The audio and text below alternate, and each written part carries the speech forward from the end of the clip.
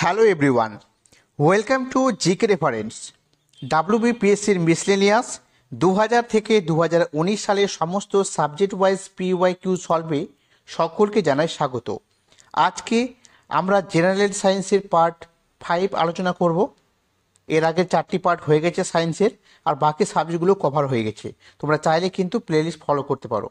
তো আজকে আমরা 2009 এবং 2010 সালের এই দুটি বছরের সমস্ত সায়েন্সের কোশ্চেন যেগুলো প্রিলিমস এক্সামে জিজ্ঞেস করা হয়েছিল পিএসসি মিসলেনিয়াসে, সেগুলো আলোচনা করব। তো তোমরা অবশ্যই কিন্তু প্রথম থেকে শেষ পর্যন্ত দেখবে। প্রথম কোশ্চেন দেখো, একটি রকেট পৃথিবী ছেড়ে চাঁদে অবতরণ করলো এবং আবার পৃথিবীতে ফিরে এলো। তো এক্ষেত্রে সবচেয়ে বেশি শক্তি লাগলো কোন কাজটিতে? মনে রাখবে, পৃথিবী থেকে উঠতে। অর্থাৎ পৃথিবী থেকে যখন কোনো রকেট উঠতে থাকে তখন মাধ্যাকর্ষণ শক্তিকে পার করে মুক্তিবেগের থেকে গতিবেগে যদি বেশি যায় তাহলে সেই রকেটটি পৃথিবী ছেড়ে যেতে পারে। তো এই জন্য সেক্ষেত্রে শক্তিটি বেশি লাগে। পরবর্তী কোশ্চেন দেখো, 0 ডিগ্রি উষ্ণতার 10 গ্রাম বরফ এবং 0 ডিগ্রি উষ্ণতার 10 গ্রাম জল যদি মেশানো হয় সেক্ষেত্রে মিশ্রণের উষ্ণতা কত হবে? না, তো সেক্ষেত্রে 0 ডিগ্রি উষ্ণতাতে কিন্তু থাকবে। পরবর্তী কোশ্চেন দেখো, সরল দোল গতিতে গতিশক্তি কি হয়? তো প্রতি সেকেন্ডে 2 বার কিন্তু শূন্য হয়ে যায় সরল দোলগতির ক্ষেত্রে। পরবর্তী দেখো, নিচের কোনটি উপচুম্বকীয় পদার্থ? অপশনে ছিল F2, O2, N2 এবং H2। তো সঠিক উত্তর F2 হচ্ছে একটি উপচুম্বকীয় পদার্থ। পরবর্তী কোশ্চেন দেখো, একটি 100 ওয়াট এবং 220 ভোল্ট এর বিজলি বাতির প্রবাহ মাত্রা কত? তো প্রবাহ মাত্রা বের করার জন্য আমরা যে সূত্রটি ব্যবহার করব I, অর্থাৎ প্রবাহ মাত্রা ইকুয়াল টু কী করব, যেটা ওয়াট রয়েছে, ঠিক আছে, ক্ষমতা, তার সেই মানটা অর্থাৎ 100, আর নিচে কি করব, যেটা বিভব রয়েছে 220 ভোল্ট, তার স্কোয়ার করে দেব। তাহলে 100/220 স্কোয়ার যদি এটাকে ক্যালকুলেশন করা যায় তাহলে আসবে 5/11 অ্যাম্পিয়ার। ঠিক আছে, মনে রাখবে এইভাবে বের করা হয়। পরবর্তী দেখো, নিচের কোন দুটিতে নিউটন সংখ্যা সমান? তো 4টি অপশন ছিল, তার মধ্যে থেকে সঠিক উত্তর হচ্ছে C12 এবং N13। ঠিক আছে, এর প্রত্যেকটিতে কিন্তু নিউটন সংখ্যা সমান রয়েছে। ভর সংখ্যা থেকে ইলেকট্রন সংখ্যা বা প্রোটন সংখ্যাটা যদি বিয়োগ করি তাহলে কিন্তু নিউটন সংখ্যা পাওয়া যাবে, এবং এই দুটি ক্ষেত্রেই সমান সমান সংখ্যক নিউটন রয়েছে। পরবর্তী কোশ্চেন দেখো, কোনো পদার্থের পারমাণবিক ভর 24 এবং পারমাণবিক সংখ্যা যদি 12 হয় তাহলে তার তুল্যাঙ্ক ভার কত হবে? তো তুল্যাঙ্ক ভার বের করার জন্য যে সূত্রটা আমরা ব্যবহার করব, পারমাণবিক ভরকে যোজ্যতা দ্বারা ভাগ করতে হবে। তো পারমাণবিক সংখ্যা দেওয়া আছে দেখো কত, 12। তো 12কে যদি ভাঙো তাহলে প্রথমে আসবে কত, 2 + 8 + 2, অর্থাৎ প্রথম কক্ষে 2টি ইলেকট্রন, তারপরের কক্ষে 8টি এবং সর্বশেষ কক্ষে 2টি ইলেকট্রন থাকে, অর্থাৎ সেটা হচ্ছে যোজন ইলেকট্রন, অর্থাৎ ইলেকট্রন সংখ্যা হচ্ছে 2। এবার 24কে অর্থাৎ পারমাণবিক ভরকে যদি আমরা যোজ্যতা দিয়ে ভাগ করি তাহলে উত্তর আসবে তুল্যাঙ্ক ভার কত, 12। ঠিক আছে, মনে রাখবে। পরবর্তী কোশ্চেন দেখব, কোনো একটি পদার্থের পারমাণবিক সংখ্যা যদি 15 হয় তবে তার সর্ববহিস্থ কক্ষে কয়টি ইলেকট্রন থাকে? তো এক্ষেত্রেও আমরা প্রথমে কি করব, এই যে পারমাণবিক সংখ্যা রয়েছে এটাকে ইলেকট্রন বিন্যাস করব। তাহলে ইলেকট্রন বিন্যাস করলে প্রথম কক্ষে থাকবে 2টি ইলেকট্রন, তারপরে কক্ষে থাকবে 8টি ইলেকট্রন এবং পরবর্তী কক্ষে থাকবে অর্থাৎ সর্বশেষ কক্ষে থাকবে 5টি ইলেকট্রন। তাহলে উত্তর হয়ে যাবে 5টি ইলেকট্রন থাকে সর্ববহিস্থ কক্ষে। পরবর্তী কোশ্চেন, নিচের কোন যৌগটি জলে বেশি দ্রবণীয়? ঠিক আছে, calcium hydroxide, magnesium hydroxide, barium hydroxide, selenium hydroxide. তো সঠিক উত্তর হবে ক্যালসিয়াম হাইড্রোক্সাইড। অর্থাৎ ক্যালসিয়ামের যে আয়ন রয়েছে তা কিন্তু সবচেয়ে বেশি মাত্রায় বিয়োজিত হতে পারে, এই জন্য এটা জলীয় দ্রবণে বেশি দ্রাব্য। পরবর্তী কোশ্চেন, ক্লোরিনের কয়টি আইসোটোপ আছে? তো মনে রাখবে ক্লোরিনের কিন্তু 2টি আইসোটোপ রয়েছে।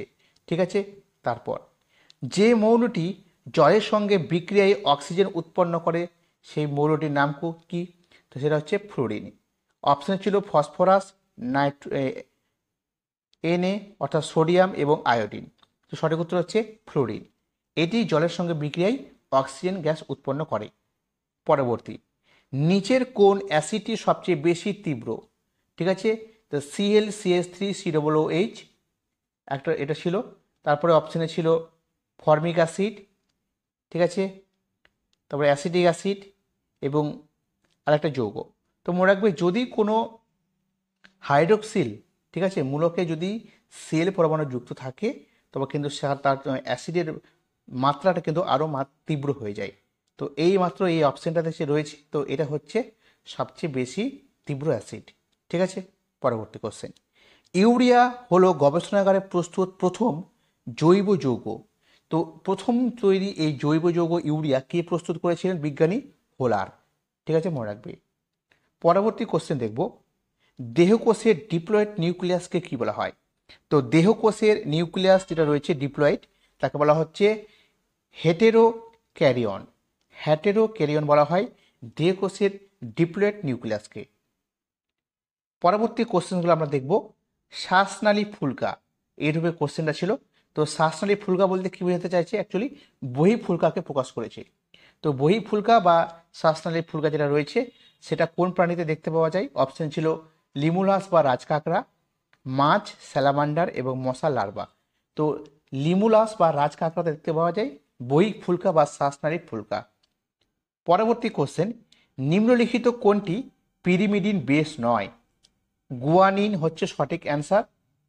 থাইমিন, সাইটোসিন এবং ইউরাসিল হচ্ছে পিউরিন বেস।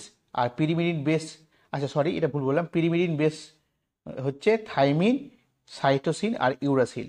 ডিএনএতে থাইমিন এবং সাইটোসিন নামক পিরিমিডিন বেস থাকে, আর আরএনএতে সাইটোসিনের পরিবর্তে থাকে ইউরাসিল। এই জন্য ইউরাসিল, সাইটোসিন আর থাইমিনটা হচ্ছে পিরিমিডিন বেস, কিন্তু গুয়ানিন হচ্ছে পিউরিন বেস। এই জন্য এটা গুয়ানিনটা হচ্ছে সবচেয়ে কারেক্ট অ্যান্সার। পরবর্তী কোশ্চেন দেখব, মানব হৃৎপিণ্ডের প্রাকৃতিক পেসমেকার কোনটি? এসে নোটকে বলা হয় প্রাকৃতিক পেসমেকার। সুষম খাদ্যে কার্বোহাইড্রেট, প্রোটিন এবং ফ্যাটের যে অনুপাত সেটা কত? 4:1:1, অর্থাৎ 4 ভাগ কার্বোহাইড্রেট এবং 1 ভাগ 1 ভাগ করে প্রোটিন আর ফ্যাট থাকে। পরবর্তী কোশ্চেন, পৃথিবীর গড় উষ্ণতা বৃদ্ধিতে কার্বন ডাইঅক্সাইডের পার্সেন্টেজ ভূমিকা কত? তো 13%, ঠিক আছে। পরবর্তী কোশ্চেন, স্তন্যপায়ী প্রাণীর যে স্নায়ুকোষ সেটা কোন দশায় থাকে? তো G0, ঠিক আছে, G0 দশায়। সেখানে কিন্তু কোনো কোষ বিভাজন ঘটে না, অর্থাৎ স্নায়ুকোষ তো বিভাজিত হয় না, ওই জন্য স্নায়ুকোষটা কি হয়? G0 দশাতে থাকে। এবার আমরা দেখব 2010 সালে কি কি সায়েন্সের কোশ্চেন জিজ্ঞেস করেছিল। তো প্রথম কোশ্চেন, ভূ সমলয় উপগ্রহ পৃথিবীর চারদিকে ঘোরে, কোন দিকে ঘোরে? তো পশ্চিম থেকে পূর্ব দিকে আবর্তন করে ভূ সমলয় উপগ্রহ, অর্থাৎ যাকে আমরা কৃত্রিম উপগ্রহ বলে থাকি।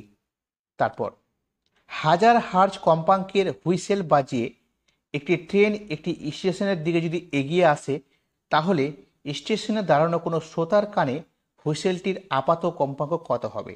তো মনে রাখবে যে 4টি অপশন দেওয়া ছিল তার মধ্যে অপশানগুলো ছিল এইভাবে: 1000 কম্পাঙ্কের কম, 1000 কম্পাঙ্কের বেশি, 1000 কম্পাঙ্ক, নাকি কোনোটাই নয়। তো এক্ষেত্রে সঠিক উত্তর হবে 1000 কম্পাঙ্কের বেশি। কারণ আমরা জানি একটি তথ্য যে সাধারণ কম্পাঙ্কের যে মান আর আপাত কম্পাঙ্কের মান যে থাকে, তো আপাত কম্পাঙ্কের মানটা সবসময় সাধারণ কম্পাঙ্কের থেকে বেশি হয়, ওই জন্য 1000 হার্জের বেশি হচ্ছে সঠিক অ্যান্সার। পরবর্তী কোশ্চেন দেখব, নিচের কোনটি গ্রিন হাউস গ্যাস? তো মিথেন তোমরা সকলেই বলতে পারবে, বাকিগুলো অপশনে ছিল। মিথেন হচ্ছে একটি গ্রিন হাউস গ্যাস। পরবর্তী, একটি গতিশীল কণার অতিক্রান্ত দূরত্ব যাত্রাপথের সময়ের বর্গের সমানুপাতিক হলে সেই অবস্থায় কণার সরণ কত? তো সবসময় মনে রাখবে ধ্রুবক থাকবে, ঠিক আছে, যদি এই কন্ডিশনটা মেনে চলে। পরবর্তী কোশ্চেন দেখব, গ্যাসপূর্ণ একটি আবদ্ধ পাত্রে যদি কিছুটা ত্বরণ নিয়ে চলে কিভাবে? অনুভূমিক গতিশীলে। তাহলে গ্যাসের পাত্রের মধ্যে যে গ্যাসের চাপ রয়েছে সেই চাপটা কি হবে? সর্বত্র সমান হবে। তবে এক্ষেত্রে একটা জিনিস মনে রাখতে হবে, যদি অভিকর্ষ বলকে উপেক্ষা করা হয় তবে, তা নাহলে কিন্তু হবে না, ঠিক আছে।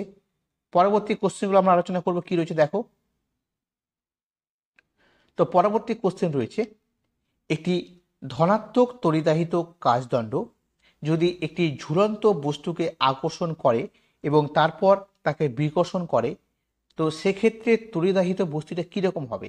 তো সেটা ঋণাত্মক তড়িতায়িত হবে, কারণ কাঁচটি ছিল ধনাত্মক তড়িতায়িত কণা, তো সেটি অবশ্যই নেগেটিভকেই তো আকর্ষণ করবে। তো সেক্ষেত্রে প্রথমে কিন্তু আকর্ষিত হয়েছিল। ঠিক আছে, তো এটা হচ্ছে সঠিক উত্তর। পরবর্তী, একটি চুম্বক শলাকা উত্তর দক্ষিণ মুখে কিন্তু স্থির অবস্থায় রয়েছে। এর ওপরে রাখা একটি তারের মধ্যে দিয়ে যদি তড়িৎ প্রবাহ পাঠানো হয়, তবে দেখা গেল যে চুম্বক শলাকাটির যে এন মেরু রয়েছে অর্থাৎ নর্থ মেরু, সেটা পূর্ব দিকে বিক্ষিপ্ত হলো। তাহলে আমরা ফ্লেমিংয়ের বামহস্ত নিয়ম থেকে জানতে পারবো যে তড়িৎ প্রবাহের অভিমুখটা কিন্তু উত্তর থেকে দক্ষিণমুখী হবে। ঠিক আছে, মনে রাখবে। তারপর দেখো, ঊর্ধ্বের নিক্ষিপ্ত বস্তুর শক্তি কি হয়? সব বিন্দুতেই সমান হয়। কোনো বস্তুকে যদি ঊর্ধ্বে নিক্ষিপ্ত করা হয়, সেক্ষেত্রে বস্তুর শক্তি সব বিন্দুতে সমানই থাকে। ঠিক আছে, পরবর্তী কোশ্চেন দেখো কি রয়েছে। একটি বর্ণহীন তরলে 1 ফোঁটা ফিনোলেপথিলিন যোগ করা হলে দেখা গেল কোনো রং পরিবর্তন হলো না। তাহলে কি বুঝবো? যে তরলটি আম্লিক না হয় প্রশম রয়েছে। ঠিক আছে, যদি ক্ষারীয় দ্রবণ হতো তাহলে সেটা কিন্তু গোলাপি বর্ণ ধারণ করত। যেহেতু বর্ণ পরিবর্তন হয়নি, তাহলে হয় আম্লিক না হয় প্রশম রয়েছে। তারপর পর্যায় সারণীর 0 শ্রেণী গ্রুপের যে মৌলগুলি রয়েছে তাকে কি বলা হয়? তো বর মৌল বলা হয়। এছাড়াও আমরা নিষ্ক্রিয় মৌল নামে যাকে জানি। পরবর্তী, অ্যালুমিনিয়াম সালফেটের সংকেত কি? তো Al2PO4 3। তো এটা হচ্ছে অ্যালুমিনিয়াম সালফেটের সংকেত। পরবর্তী কোশ্চেন, অ্যামোনিয়াকে শুষ্ক করা হয় কি দ্বারা? তো পোরাচুন বা ক্যালসিয়াম অক্সাইড দ্বারা। কপার 1:1 অনুপাতে নাইট্রিক অ্যাসিডকে বিজারিত করতে পারে এবং কি তৈরি করে? সেই নাইট্রিক অ্যাসিডটা ভেঙে NO-তে কিন্তু পরিণত করে, মনে রাখবে। পরবর্তী কোশ্চেন, নিচের কোনটি ভৌত পরিবর্তন? অপশন ছিল বুনসেন দ্বীপে অর্থাৎ বুনসেন বার্নারে প্লাটিনাম তার উত্তপ্ত করা হলো, বুনসেন দ্বীপে কপার তার উত্তপ্ত করা হলো, বুনসেন দ্বীপে ম্যাগনেসিয়াম তার উত্তপ্ত করা হলো, আর জলে পোরাচুন, এটা পোরাচুন হবে, পোরাচুন ঢালা হলো। তো সঠিক উত্তর হবে বুনসেন বার্নারে অর্থাৎ বুনসেন দ্বীপে যদি প্লাটিনাম তারকে উত্তপ্ত করা হয় তাহলে কিন্তু ভৌত পরিবর্তন ঘটবে, বাকি ক্ষেত্রে রাসায়নিক পরিবর্তন। ঠিক আছে, মনে রাখবে। পরবর্তী কোশ্চেন আমরা দেখব, কোনটি কিরূপে ব্যবহৃত হয়? মানে ডান দিক এবং বাম দিক মেলানো ছিল। তো মনে রাখবে ইউরিয়া সার হিসেবে ব্যবহার হয়। ক্লোরোফর্ম, এটা হচ্ছে বিকাশক, এটা বিকাশক হবে, বিকাশক রূপে। ফেনল হচ্ছে পচন নিবারক রূপে। ইথিলিন ফল পাকাতে কিন্তু ব্যবহার করা হয়। ঠিক আছে, পরবর্তী, একটি লম্বা মটর গাছের সঙ্গে একটি বামন গাছের নিষেক ঘটালে F1 মানে গাছে অর্থাৎ জনিত্রী জীবের মধ্যে লম্বা এবং বেটে গাছে ফিনোটাইপ অনুপাত কি হবে? লম্বা ইস্টু বেটের অনুপাত 2:2, দুটো দুটো করে হবে, টোটাল 4টা। ঠিক আছে, তারপরে দেখো, কোষ প্রাচীরে পাওয়া যায় কোথায়? কোষ প্রাচীর কোথায় পাওয়া যায়? উদ্ভিদ এবং ব্যাকটেরিয়ার দেহে কিন্তু কোষ প্রাচীর পাওয়া যায়, প্রাণী কোষে কোষ প্রাচীর থাকে না, মনে রাখবে। একটি ডেট্রিয়াস বা কর্কর খাদ্য শৃঙ্খলে, ঠিক আছে, পতঙ্গ লার্ভা নিমাটোডা কি হিসেবে থাকে? অর্থাৎ ডেট্রিয়াস তাদের বলা হয় যারা জৈব বস্তু, অর্থাৎ জৈব বস্তু যখন পচে যায় সেগুলোকে বলা হচ্ছে ডেট্রিয়াস। তো পতঙ্গ লার্ভা নিমাটোডা কি হিসেবে থাকে? তো ডেট্রিয়াস কনজিউমার, অর্থাৎ তারা খাদ্য হিসেবে ডেট্রিয়াসকে কনজিউম করে, অর্থাৎ জৈব যে পচা বস্তু সেগুলোকে খাদ্য হিসেবে গ্রহণ করে কারা? পতঙ্গ লার্ভা এবং নিমাটোডা। পরবর্তী দেখো, নিউমাটোফোর পাওয়া যায় কোথায়? তো ম্যানগ্রোভ উদ্ভিদে কিন্তু এটা পাওয়া যায় নিউমাটোফোর। ঠিক আছে, অর্থাৎ শ্বাসমূল, লবণাক্ত উদ্ভিদের শ্বাসমূল দেখতে পাওয়া যায় যাকে বলা হয় নিউমাটোফোর। পরবর্তী দেখো কি রয়েছে, কোন প্রাণীতে মুক্ত রক্ত সংবহনতন্ত্র দেখতে পাওয়া যায়? তো আরশোলাতে দেখতে পাওয়া যায় মুক্ত রক্ত সংবহনতন্ত্র। পরবর্তী, অভিব্যক্তি বা বিবর্তনের তত্ত্ব অনুসারে অর্জিত বৈশিষ্ট্যের বংশানুসরণ, অর্জিত বৈশিষ্ট্যের বংশানুসরণ এটা কার মতামত? এটা হচ্ছে বিজ্ঞানী ল্যামার্কের কিন্তু মতামত। পরবর্তী কোশ্চেন, কোন কলা পাতায় প্রস্তুত খাদ্য উদ্ভিদ দেহে পরিবহন করতে পারে? সেটা হচ্ছে ফ্লোয়েম কলা। ঠিক আছে, তো এই ছিল বন্ধুরা আজকের ক্লাসের সমস্ত কোশ্চেন আলোচনা করলাম। কেমন লাগলো তোমরা অবশ্যই কমেন্টে জানাও। যদি ভালো লাগে তো অবশ্যই লাইক করবে, শেয়ার করবে, সাপোর্ট করবে। আর নতুন যদি হয়ে থাকো তো অবশ্যই চ্যানেলটি সাবস্ক্রাইব করো। পরবর্তী ক্লাসে আবারও দেখা হবে। সকলে ভালো থেকো। Thank you.